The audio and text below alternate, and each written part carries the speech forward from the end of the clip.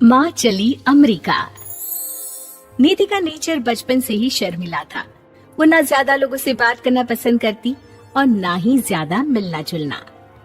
निधि, ये पैसे ले जरा और बाजार से चीनी तो ले आ। नहीं माँ, मैं नहीं जाऊंगी, मुझे शर्म आती है, आप ही चले जाओ ना। अरे पता नहीं क्या करेगी ये लड़की।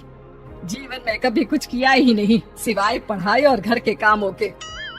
इसकी शादी भी आसपास ही कहीं करवा दो, दूर जाकर इसका गुजारा कैसे होगा। निधि सुनती सबकी, समझती भी, लेकिन चुप करके रह जाती। एक दिन पिता के दोस्त अपने परिवार के साथ निधि के घर खाने पर आते हैं। उनकी बेटी बहुत ही स्मार्ट होती है। निधि बेटा, वीणा के साथ बात करो। देखो, अंकल की बेटी भी आई है उनके साथ।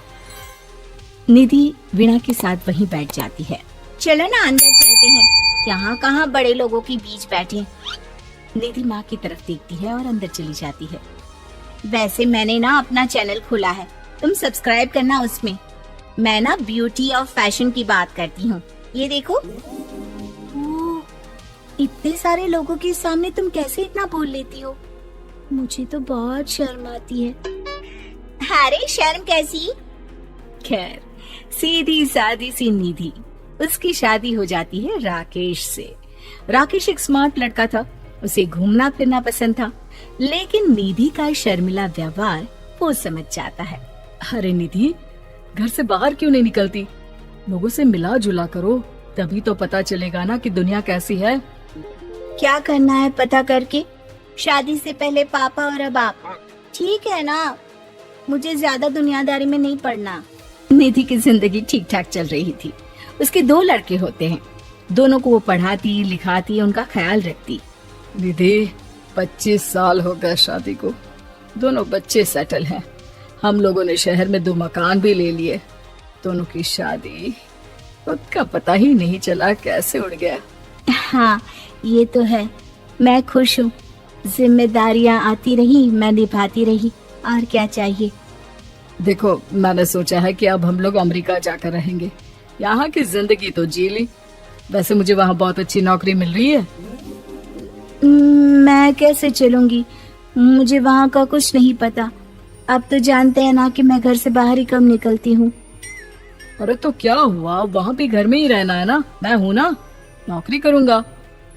निधि मान जाती है और पति के साथ अमेरिका चली जाती है। माँ, तुम्हारी बहू को बच्चा होने वाला है, तो क्या तुम 2 महीने के लिए यहाँ आ सकती हो? मुझे तुम्हारी बहुत जरूरत है, मैं टिकट भेज देता हूँ।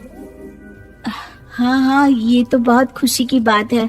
मेरा भी मन सबसे मिलने का कर रहा था, पर क्या माँ पर? अब मैं आऊंगी कैसे? पापा से बात करती हूँ। देखो माँ, प्लीज बहाना मत बनाना, तुम जानती हो ना इस वक्त में मैं किसी पर भरोसा नहीं कर सकता हूँ। निधि पति को सारी बात बताती है। क्या आप भी चलेंगे? निधि, आने जाने में बड़ा खर्च हो जाएगा, ऊपर से मुझे यहाँ छुट्टी नहीं मिलेगी। बहू पर वक्त ऐसा है कि तुमको तो जाना ही पड़ेगा। मैं अकेले दुकान तक तो नहीं जा पाती, इतनी दूर भारत कैसे जाऊंगी, मुझसे नहीं होगा। लेकिन सबके कहने पर निधि को जाना ही पड़ता है। एयरपोर्ट में घबराई निधि एक मुसाफिर से कहती है, मैं ना भारत जा रही हूँ, दिल्ली जाने वाली फ्लाइट। सब मिलकर निधि की मदद करते हैं और फाइनली निधि भारत पहुंच जाती है, जहां बेटा उन्हें घर ले आता है।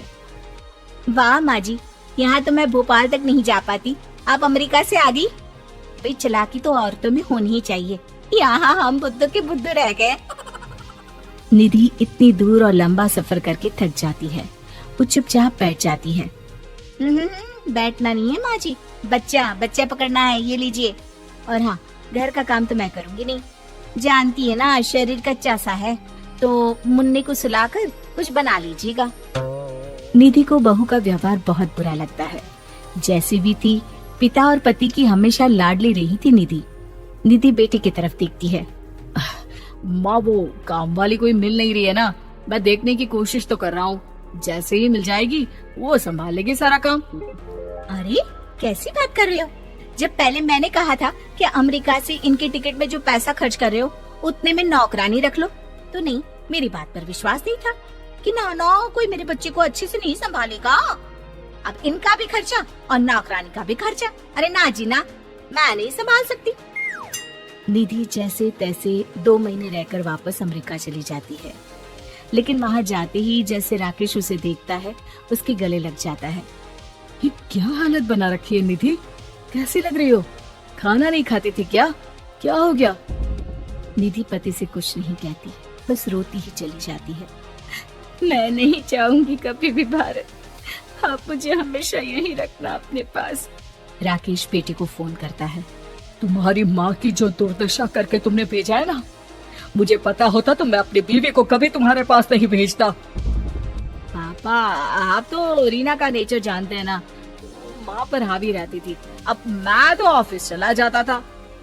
वो माँ पर जुल्म करती है और माँ भी इतनी सीधी है कि चुपचाप सहती रही। मुझे माफ कर दीजिए पिताजी। खैर, राकेश कहता भी क्या, प्यार दुलार के साथ अपनी निधि को संभालने में लग जाता है। लेकिन कहते ना, वक्त हमेशा एक सा नहीं रहता। अमेरिका में ही राकेश की मृत्यु हो जाती है और निधि अकेली रह जाती है। बड़ा बेटा कहता है, माँ भारत चलो ना, हम लोग साथ रहेंगे। निधि को जैसे ही वो सब सीन्स याद आते हैं वो परेशान हो जाती है। समझ में नहीं आता कि पति के बिना अब जीवन कैसे चलाएगी। मैंने सारा जीवन घर का काम किया, घर देखा और जिंदगी चलाई, लेकिन जिस घर में रही सबने प्यार दिया, मैं वहां नहीं जाना चाहती। तभी राकेश जिस कंपनी में काम करता था उसका मालिक निधि के घर आता है। वो भी भारतीय ही होता है। दीदी, राकेश ने आपके बारे में बताया था। जब से आप भारत से लौटी थी उसे आपकी बहुत चिंता रहती थी, इसलिए उसने मुझसे कहा था कि कभी अगर वो ना रहे तो मैं आपको ये पैसे दे दूं। और हाँ, हम लोगों की कंपनी में आपके लिए नौकरी भी है। निधि पति के पैसे देखकर मन में तसल्ली करती है और नौकरी के लिए हाँ कर देती है। अरे पागल है क्या माँ, कैसे नौकरी करोगी? ये अमेरिका है, दिल्ली नहीं। वहाँ तो तुम घर से निकल भी नहीं पाती थी, यहाँ कैसे? मेरे पति, मेरे पिता मुझे खुश देखना चाहते थे।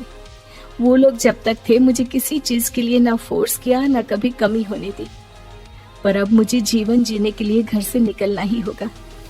बेटा, तुम तो अगली फ्लाइट से भारत लौट जाओ, मैं यहीं खुश हूँ।